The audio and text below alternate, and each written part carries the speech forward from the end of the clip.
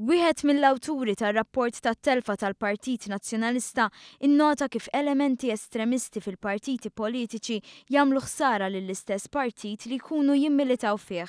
Simon Merċija qal dan meta kienet jieħu sehem fil-programm Paperscan. Dan wara ġimgħa fejn komplit toħroġ iktar ċara l-qasma bejn il-moderati u n-negattivi fil-Partit Nazzjonalista.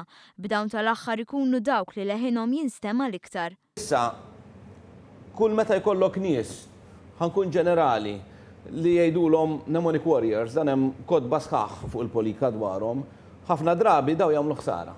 U l-istess ħaġa li meta jkollok nies li jibdew jitkellmu anke jattakkaw b'mod feroċi fuq ħadd ieħor, dak tista' twassal ħafna ħsara.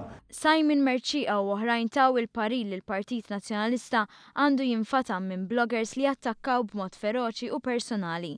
Fil-fatt, ir-rapport dwar l-elezzjoni tal-2013 jgħid li ħafna ħassew li l-Partit Nazzjonalista messu fittex li b'mod ripetut jiddiżassoċja ruħu minn dawn il-blogs meta dawn kienu jinkludu kummenti ta' natura personali.